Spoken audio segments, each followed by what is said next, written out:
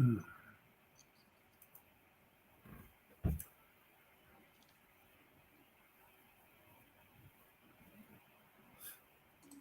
Good morning, everybody. It's Friday. You know what we're doing today? We're recapping our week. We're not doing the wins and lessons. We're just going to have some fun, as we're always been having with us here. So I'm your co-host, Ryan Mohammed. This is Sales Chatter, the podcast with the mission of getting 10,000 reps to hit a million GP. With myself is my amazing co-host, my man, President and CEO of RGTX Logistics Solutions, my main man, Jeff. How you doing this morning, brother?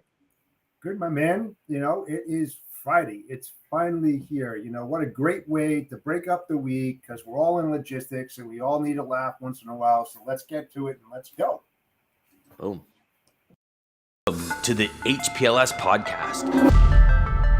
Live, relevant, and high performance information, conversations, and education weekly.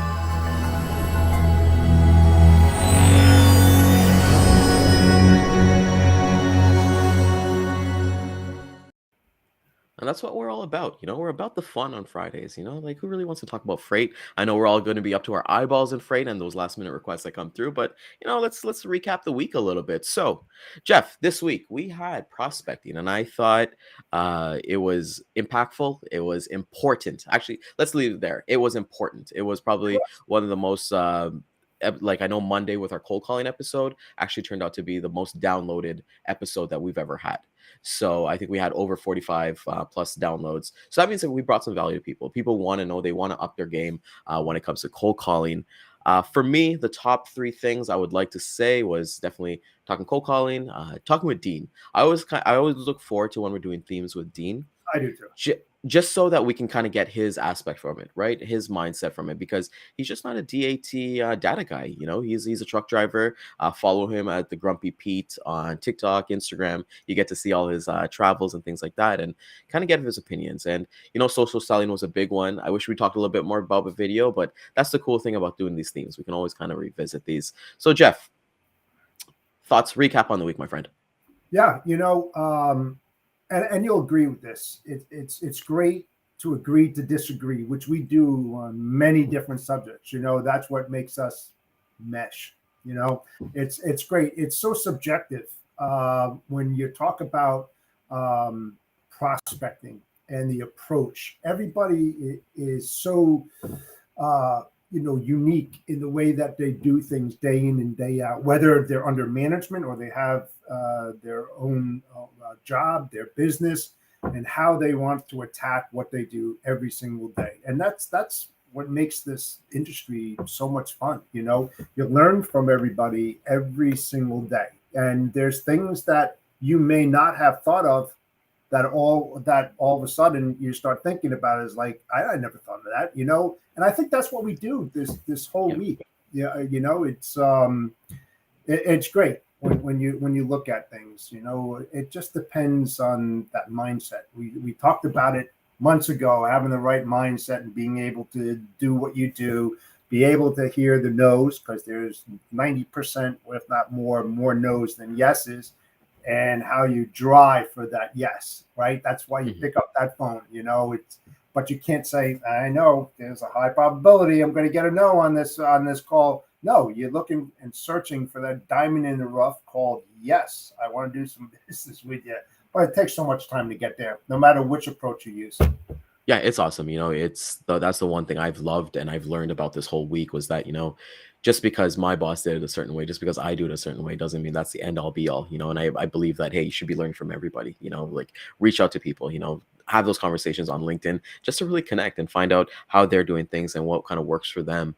As we're going into next week, first episode on Monday, just kind of recap, and then we'll go into our fun notes.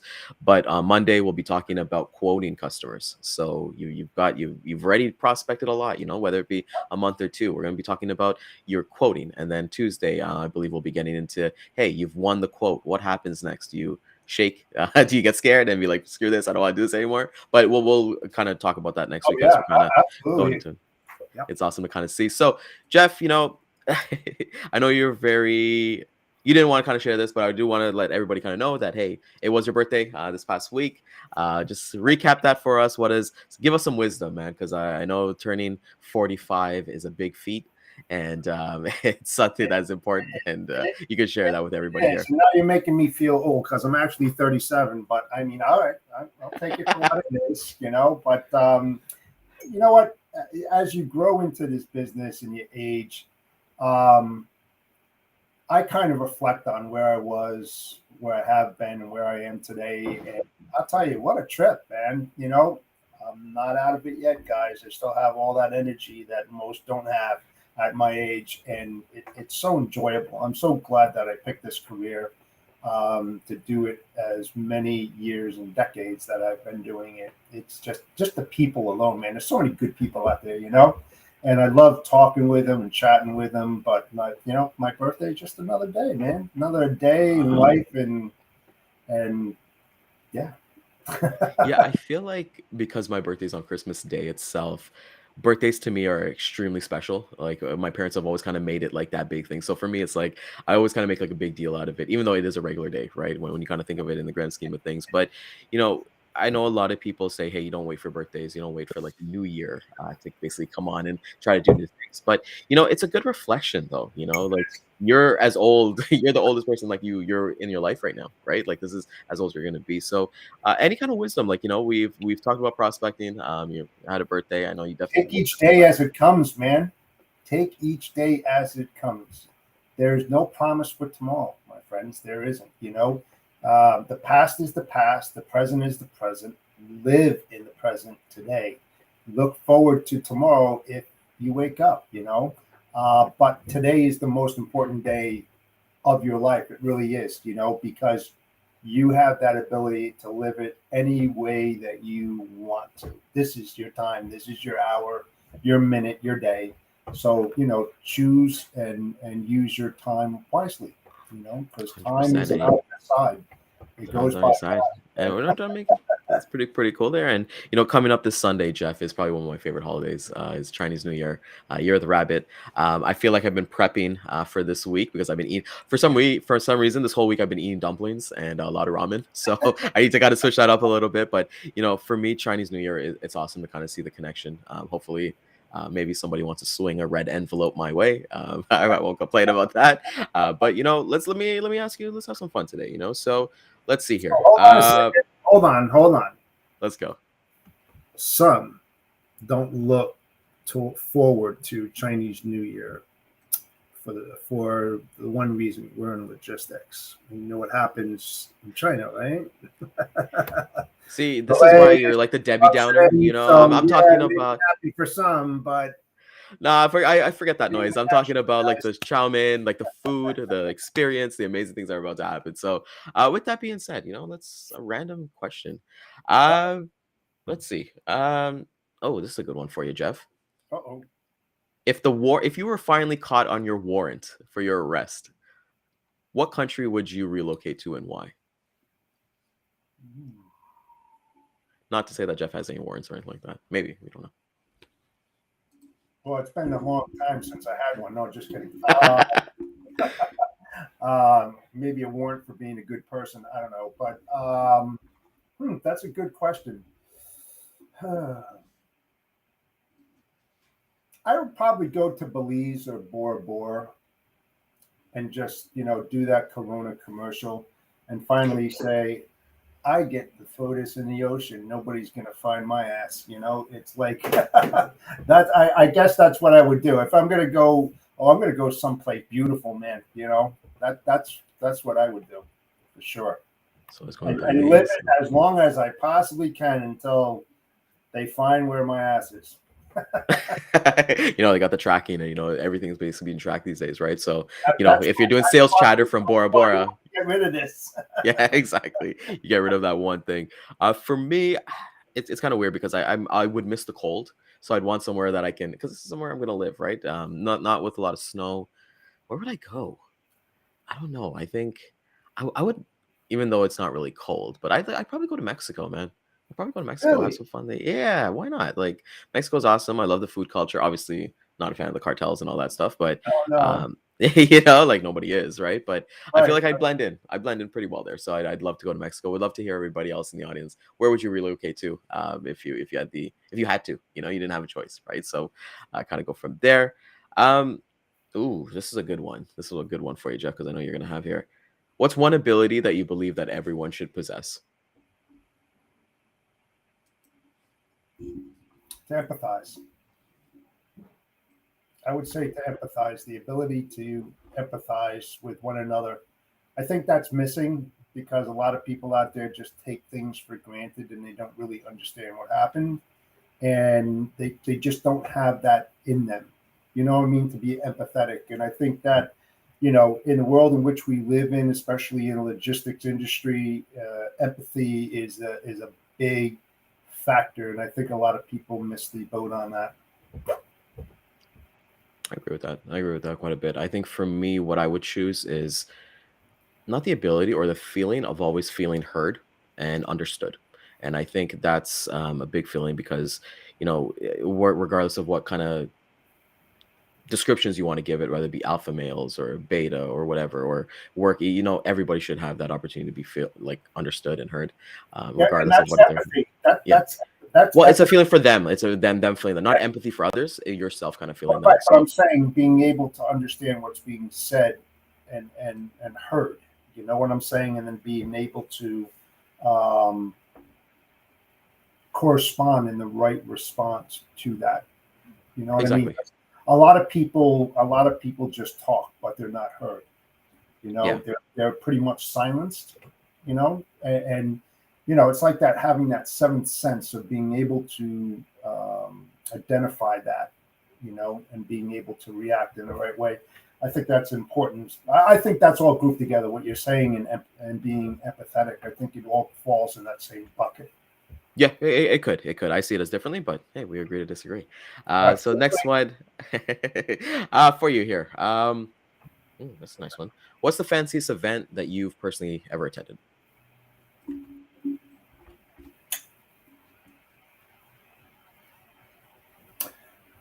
I would say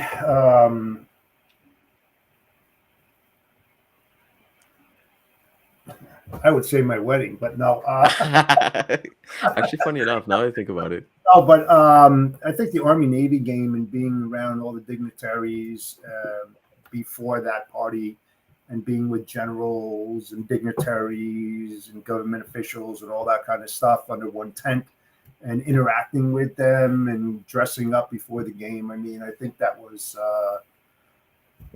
pretty neat. That was, a lot of people don't get to do that.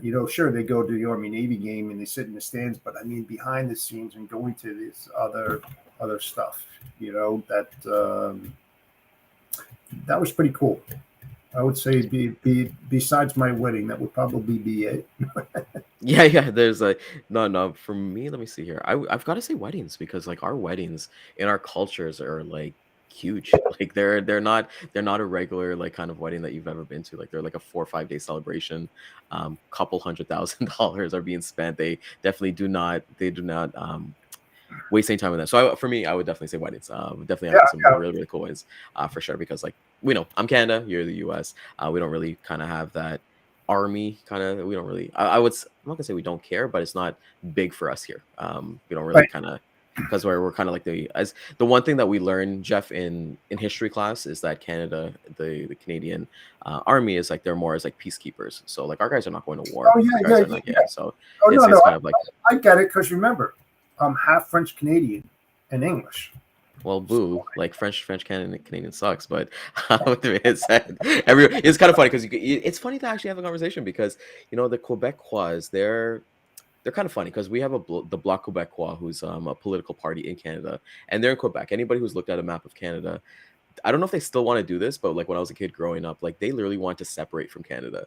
So that's like two, like imagine you had a burger and like That's where my family's from.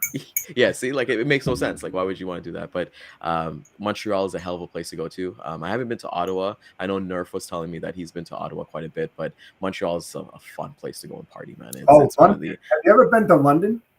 Nobody goes to London, man. London's about 2 hours for me. London is. I used to go there all the time when I North Winds Farm. That's where one of the Kentucky Northern Dancers buried up there, the Kentucky Derby winner, because we had the horses, of course. And then I also showed dogs, and we used to go up there. I used to hop into my truck right after work and head up to London, Ontario, Canada, right after work, and get there at 3 o'clock in the morning, set up, show my dogs and hunt my dogs early in the morning, and then leave late Saturday night, come back to New Jersey. Man, that was a lot of fun. You know, my wife says, you should have been a truck driver. And I was like, hell no, man. You know what's crazy? I think like for me, had I known what I know now, when I was single and coming out of, because I finished up my college diploma and I didn't want to do accounting, which I majored in. I would have become a truck driver, man. You get to get Really? paid to like drive around. Yeah, because like now that I know that, a it's pretty lucrative. Like I don't know about the times then, maybe like 50, 20 years ago, but it's like, you get to travel. I've heard so many cool stories, and not necessarily like I never knew about logistics, right? So it would be kind of cool to kind of see the world, right? Like I never been able to kind of really do that.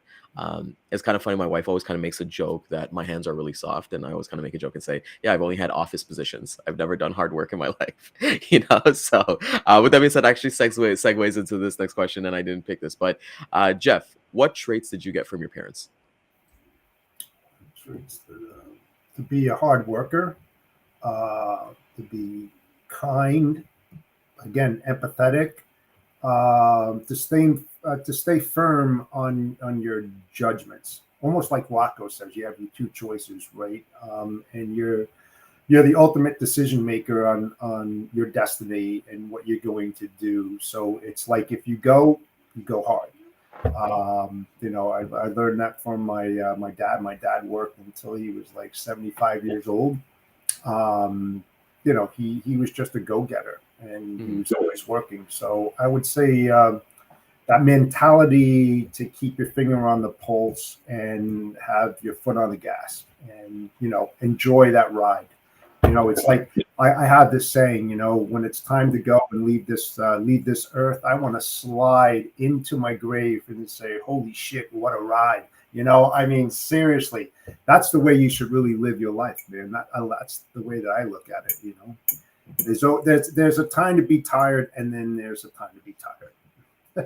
I get that. I like that. I think for me, the big thing is I've loved my family life growing up. My parents work. The cool thing about my parents, and now that I reflect on it a lot, I do that these days now that I'm getting older, like closer to their age and stuff like that, when they had kids and so on. But they worked hard and they worked so much, but we never saw it as kids. Like they always made time for us. I tell this to everybody. I had the best childhood that anybody could ever had.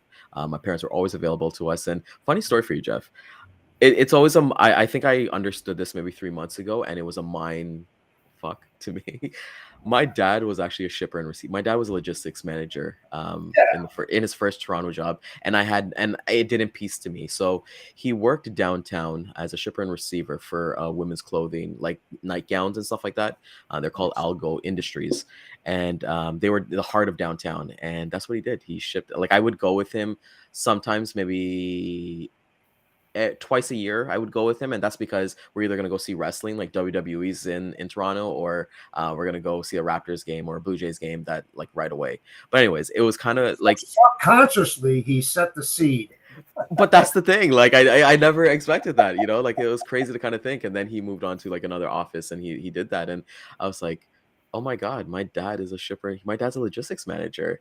It was kind of cool. So we kind of bonded over that when we were golfing a little bit more, just talking about it and things like that, and how your paths are. I'll ask you this, like in our religion, I'm not trying to be religious here, but just so you know where I'm coming from, Jeff. Sure. In our religion, in Hinduism, we believe that your whole life before you're born, it's planned out for you. It's written already.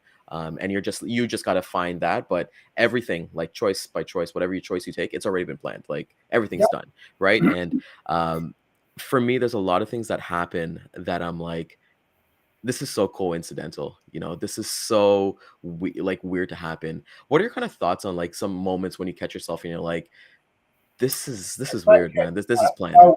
We have a saying, deja vu. Yes. And basically you're in. It's happened quite a bit with me, where you're in there and you swear to God that you lived that. For some reason, it's like, and I said to my wife, were we here before or something like that? I mean, it was just like that really weird feeling, because I kind of believe that, our destiny is set when we're born. I believe that. And I also believe that obstacles and challenges are thrown in there to make you as a stronger person. And the more obstacles and challenges that you face builds a stronger, viable character for you to pursue whatever you need. So I invite problems. I really do, because it helps you to build yourself as a better person. Just imagine a person that lives their life without any problems. I don't know who does that, but I'm just saying that's like a light with like no darkness, right? Because you've heard the saying, history repeats itself, right? How many times have you heard that? Mm-hmm. So every step in the logistics industry, every step you take, every excuse you make is going to hurt you. You know, let sounds like a song, right? Yeah, you got some Phil Collins going on here. Right.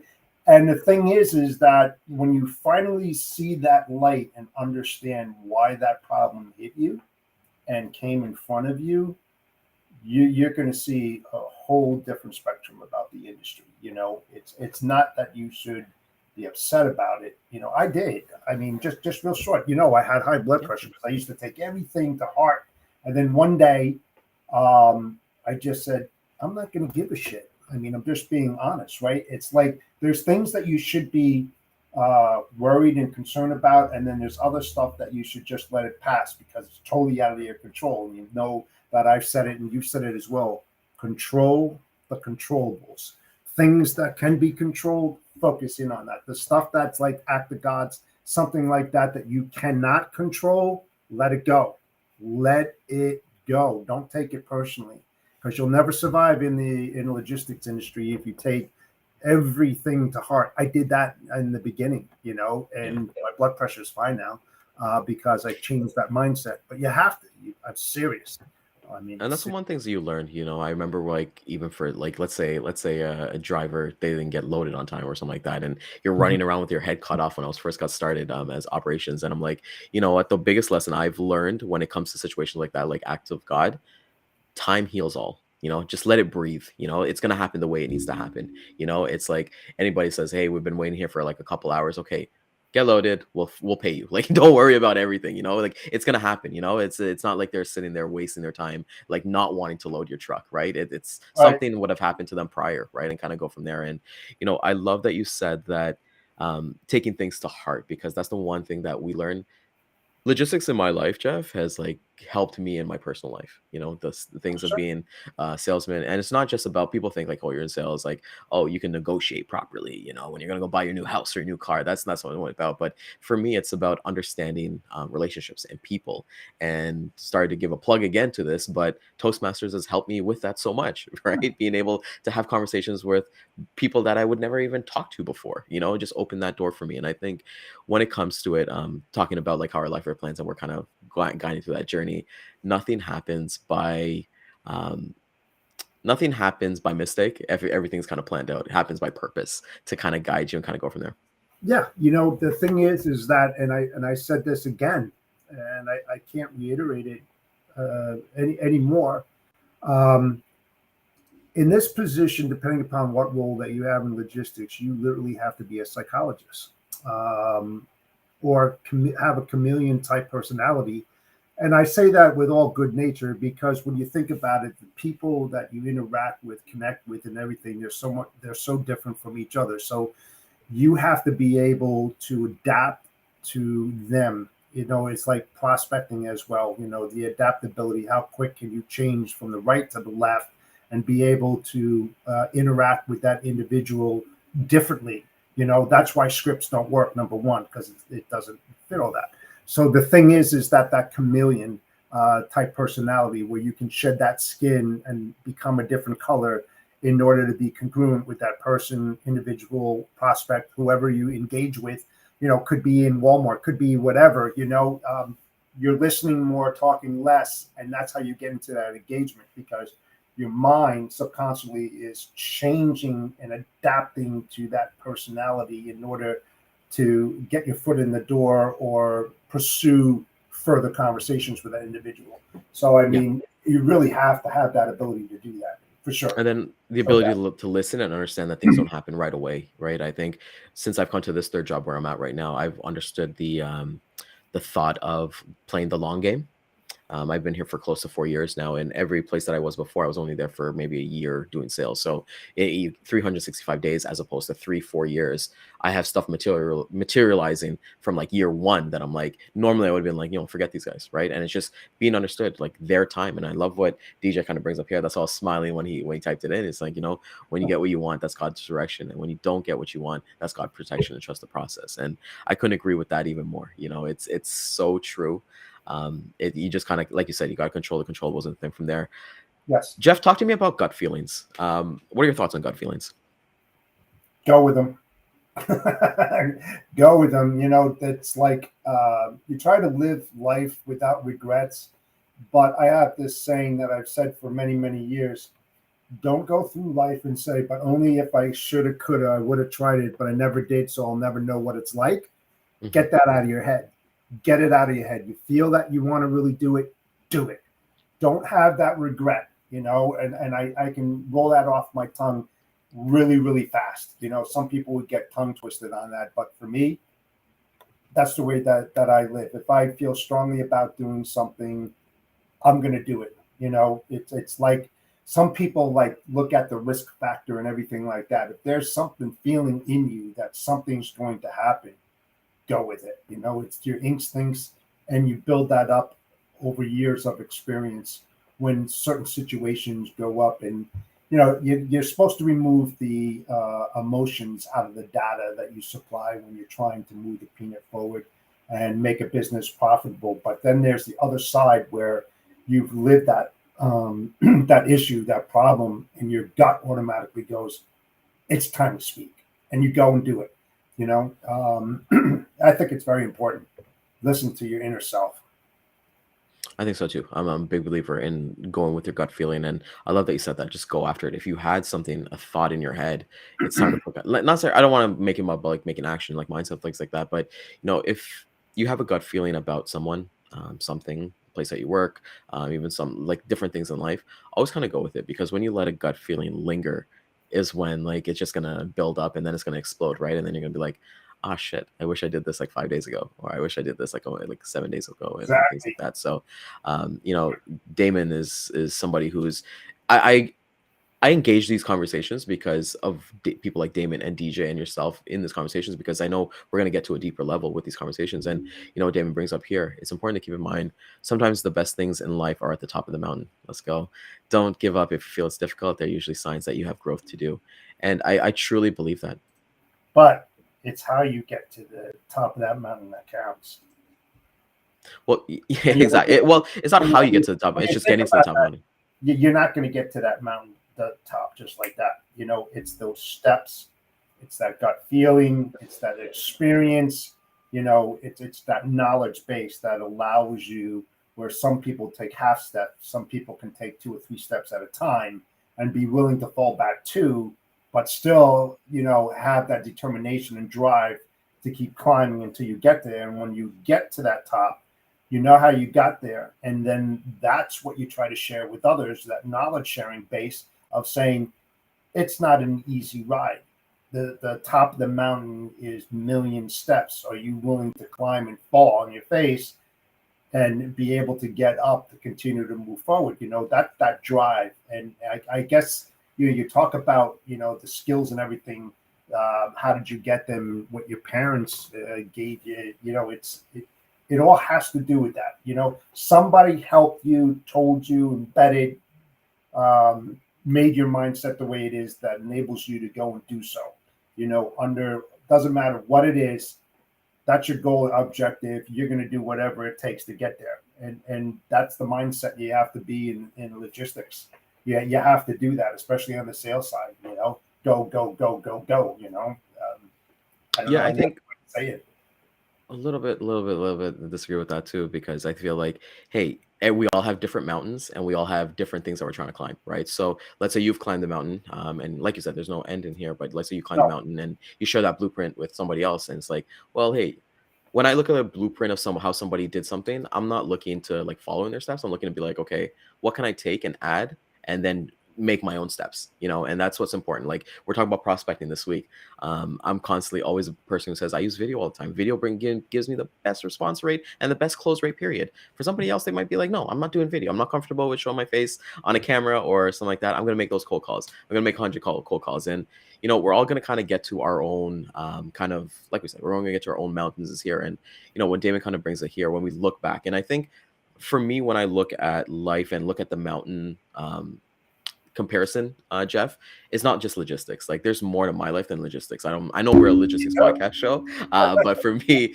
it's like logistics is maybe 20-30% of my life, if that.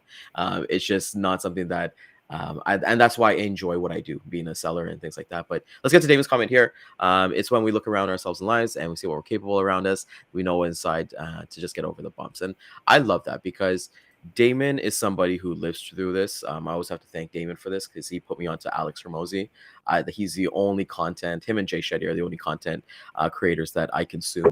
And definitely recommend anybody, definitely check out Alex Ramosi. He's built up amazing businesses and he has a lot of stuff that's transferable. But Jeff, like, I want to kind of get back to gut feelings because, like always trust them. Have you ever trusted them in business and it's gone wrong for you? Sure. Just because it worked for you in the past doesn't mean that it's going to work for you in the present, but the only way you find that out is if you take that risk and that chance and you pull that trigger and you make it happen. It's another thing I said some time ago, there's things in college when you look at case studies and what you're learning and every day of predictable scenarios in logistics and supply chain that happen. It's another thing to have the street smarts and actually be in that position where you have to pull the toggle switch or what toggle switch to click on and off at certain times. That will come with people who graduate college and they get into the field. It will take some time to do that, so you'll have that ability, but it doesn't really teach you that. It really doesn't. That's why I always say that people in sales that are in brokerages and everything like that, part of their training should be, going to a warehouse or a distribution center, going on site and watch what happens, what clicks at warehouses and DCs to understand the complexity of it, because I think it's just lost knowledge that needs to be gained for anybody in this industry, so that they just have that wealth of knowledge and say, I understand what you're talking about. Not saying I understand what you're talking about, but really don't, but you're just feeding them what they want to hear, So, that's all I can say on that. Yeah, if a week goes by, Jeff, and you don't mention that every new rep should be doing this, then I'd be like, "What's wrong with you? Is something okay? Like you taking your meds today, Jeff?" It's something that you believe in. It's something that you strongly believe in, and I love it. I've been there. That's why I say it all the time. Well, the one thing too that you still kind of got to understand, that's why I love to have these conversations with you, because it's like, just because that was your journey and the way that you saw it, it's not going to be the journey for everybody else, right? It's not going to be, it's not going to be beneficial. Like for me, full transparency, I have no interest in doing that, but I can be successful in building relationships and connecting with that person. As Daman kind of says, like you look at health, right? I know for myself, like I'm sitting down on the couch, sitting on this chair. I need to get one of those desks that move up and down. I know you've mentioned that you want to get the treadmill to go on there. Oh my God, health is crazy, man. It's one of those things that we often push off. And I used to be in shape. We'll get the bodybuilding pictures to be in shape. and from there we're kind of putting there. And I love that, because we're able to have these amazing discussions and know that, hey, there's no right or wrong. People can go ahead and take it subjective, right? Very much so. But I say this with high confidence, being on that side and coming on sales. And then you have the sales, but they haven't been on that side. A majority have not been on that side. So I have the knowledge of both sides. That's what I try to share on that. Mhm. that value knowledge, of knowing something that you don't. And if you did, there's a high possibility that it would be very beneficial to you and your business if you had a better understanding. It's just like read this book. Why? Because it's got some really good stuff. Well, that's what you Opinion. think. How Yeah, you know exactly. I'm going to, you know what I'm saying? Thank you. Thank you. So it worked for you, but when you work and you've been in that area, some people can't say that. I can, because I'm a receiver of those phone calls from sales guys. Now I'm on the sales side and I'm giving that. If you have that understanding on that side, I'm telling you, it's very beneficial. I can almost guarantee it. Yeah. There's something special about that side that will just give you the upper hand. And there we go. It's awesome to kind of talk about here. Jeff, give everybody a little bit of a teaser of what we got kind of for next week as we're talking about closing, getting your first customer. That's Yeah, it's going to be great. We're talking about quoting. We're talking about negotiations. What's the next step? How do you collaborate? All different kinds of good stuff. yeah, it's gonna be tons of fun. And like we said, we're here to give back the feedback. One thing I've been really proud about, Jeff, is not gatekeeping what I use. Able to, if anybody wants to know what I use and things like that, and kind of like my methodology, it's free. It's not here for me to gatekeep and be like, hey, let me keep the secret or things like that. And you're Right. the same way too. It's awesome to share what we have. Other than, I just kind of want to go back to what you kind of said about like the book reference, because I've done a lot of trainings like that, where it'd be like sales training, and I'm like, this doesn't. Yeah, this doesn't work for me. I've done so many different trainings, Oh, whether it be Skillshare or Page, and it's just like you're gonna. Here's what I find that works the best, Jeff, is if I was to read a book and you were read to the same book, we're both gonna pick out some parts that we really like, and then we're actually gonna action it, right? But it's gonna be different. We're all gonna. It's based on our life experiences, our work experiences, our family lives. We just know in our head what we're gonna pick out and what's gonna resonate with us. Right. For me, like we said, not to beat a horse all the time, but if I read a right. book about family values and going to dogs or doing different things, it's those things would resonate with me because I can relate to those things. People always want to be relatable, and I think that's one of the most important things that we always have to kind of keep in mind too. So with yourself, like you said, you've been on the other side, you know what it's like, like I don't, I have no idea what it's like, but i can I can learn that from like the logistics managers, the conversations that we have, right? And to understand what their day looks like, what they kind of do it. Because it's funny, I was actually talking to, not to monopolize this, but I was Oh, talking to a no, logistics manager like on Tuesday, and I kind of hit him with the line. I was like, you must be getting blasted with like 30 to 40 calls or like emails every day. And he was like, no, you're literally like my first one for the week. And this was like 3 o'clock on Tuesday. And I was like, God no. bless, God bless. Let me Was he be a that. big shipper or a small shipper? He was a big shipper.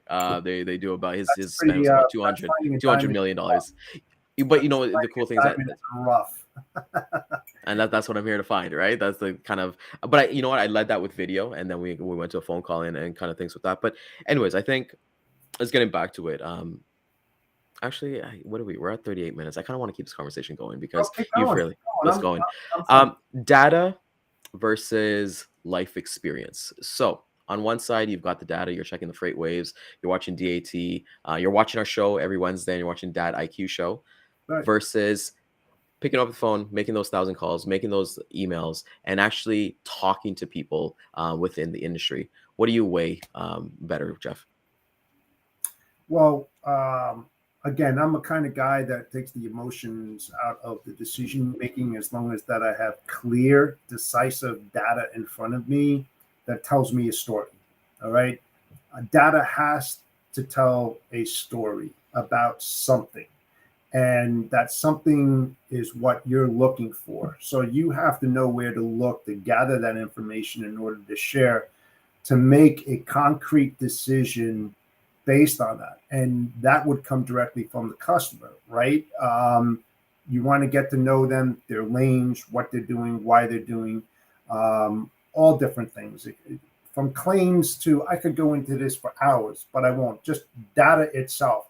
So when you get on their same wavelength, you are fighting them with their own data. It's not yours, right? Mhm. And it depends on how you analyze that, slice and dice it, and serve that plate. Because one thing that's clear is that they would want to know more about their business than what other people are doing. You know what I'm saying? Because it's true, it's valuable, it's theirs, it's nobody else's. So if you can pick apart that and then bring in your emotions on that, saying, if you did this, if you changed that or whatever. So that's like the extra value. And of course you can relay that to other experiences that you've had and what the results were. They will not all be the same, but yeah, that's the way that I do it. I mean, I just love taking. I mean, there was one time where we did 65,000 loads in a quarter. It's a lot of loads, right? When I was with What does that Panasonic. work out to? That's a lot, but that's like almost like 20,000 a month. Right. Well, you think about all, you're looking at all different modes of transportation, different facilities that I was in control with. And so basically I had to lock myself in a room for 3 days and slice and dice it by mode and drill into it, and then be able to give that information to each facility operations wise, as far as timing, release days of orders, big time stuff, And So this was as a logistics manager, or this was as you being like a freight this specialist? was when I was the procurement manager. Oh, okay. Whew, you got me scared because I'm thinking about myself. I shit myself. Somebody gives me a six. When I was when I was the North American procurement manager for Panasonic, all of it, it's a lot of freaking work. If you think about when you think about it, every Best Buy, every Walmart in the country. I mean, and then you Target, Well, they were the world's largest battery manufacturer, and distributor. So, and then they had the auto part business as well. So, I mean, all the divisions, everything, just it adds up rather quickly. So, yeah, it's not what we see, right? Because like when we go to the store, we're like, oh, Panasonic, they're probably like the lower level. But then you look at the like there's when you go on their website and you see like what they actually do, it's like, so 65,000 loads in 3 months. Yeah, it was, and then you had receipt of goods and it had to be there at a certain time, the end of the month and everything. And so you're coordinating all this stuff day in and day out. It's funny. And when I walked into Walmart or Best Buys and I looked at my wife, I go, I put that there. Yeah. I did that at Costco last Friday with my wife. Yeah, I was like, I did this. It was me. I made her actually take a picture with me, and I went like this, like peace out, and then I sent it to my customer because I was like, what's up? Like I know exactly when this delivery came in and things like. But though that's one of the best feelings. It's the best feelings, but when you're in control of all the modes. Every single mode, and you've got to break it down, and then you've got to optimize, and you got to do all this kind of stuff, man. I was just me, man. Just the bodacious cowboy, just riding his saddle there, and making it happen, and that's amazing to kind of see. Jeff, what are you getting up to this weekend, my friend? Absolutely nothing, man.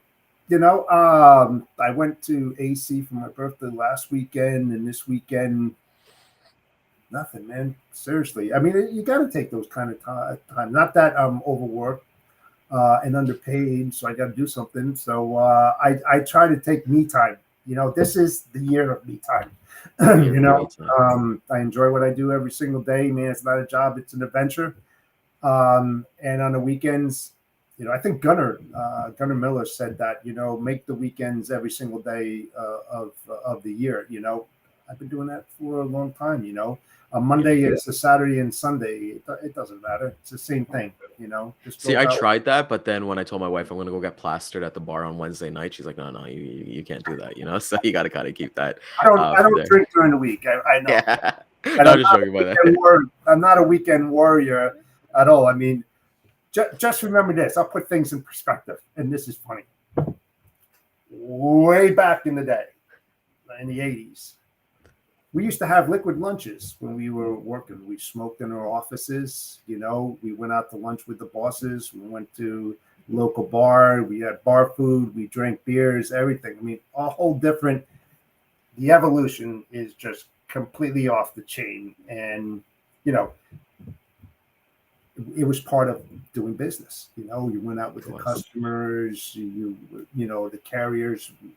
liquid lunches, man. That's what we used to Liquid have lunch. all the Well, it's time. wild that you say that because like before I got into logistics, I worked for like a Google type company. So they were downtown Toronto, and we had the ping pong tables, we had the beer fridges. So like legit, like on a Tuesday, any day, you can literally go into the beer fridge, grab a beer, sit down, and like nobody bats an eye, and it's crazy to kind of think about just the different mindsets from there. Jeff, And we you got got the work something? done. We got the work done too. Back to Yeah, the yeah. office, smoking in there.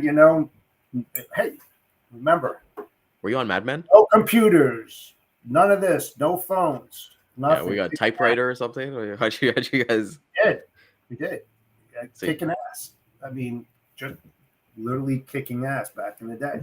It can be done.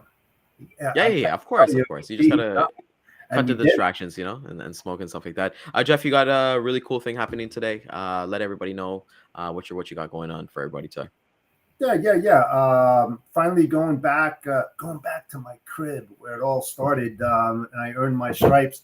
So I'm going to be on What the Warehouse with Craig Collins from Granite WMS, and it's great because it was the foundation, the concrete of what made me today, and what I did back then, and how I got to where I am right now. And I wouldn't have changed it, from broken fingers, broken backs, 4 hernias. I wouldn't change a damn thing, man. It was one of the best things I ever did in my whole entire life. And my wife started it. She did. So what time is it, and how is it going to be a live, or is it going to It's be like at a pre-record? 10:30. It's a pre-record, so I'm not really sure when it's going to be released, but we're going to go through the evolution of what I saw back then. Yeah, as Jeff's internet kind of cuts out. Maybe they didn't have internet when he was doing his liquid lunches. No internet during liquid lunches. How to get a proper system so you don't get cut off in the middle of a podcast. Yeah, I feel like you're due for like those 45 minutes, and then anything after is awesome. Yeah, So it's gonna be a basically how we pre-record. got here today in the evolution of what transpired over that time. It's pretty amazing. Awesome. So we're going to be looking forward to that. Definitely we'll let everybody know when it comes out live. I Yep. want to thank everybody for coming out this whole week. This week has been fun. I know it's been a short week with Monday being MLK Day. And we're kind of looking forward to seeing everybody next week. If you found value, and I know a lot of you guys did because you guys downloaded the podcast so many times, please like and share this, and let us know. Let us know what you like and what you don't like, because we're always here for feedback. With that being said, please catch a replay at 12 and 3 p.m. Eastern Time on LinkedIn, Facebook, YouTube, and Twitter. We'll be back on Monday for Monday Mayhem, but we're going to be discussing quoting. So tune in on Monday morning at 9 a.m. Eastern Time. We're your hosts, Ryan Mohammed, my man, Jeff Dickinson. Let's go. Take care, everybody. Be safe Have this a great weekend. weekend, guys. See you Monday.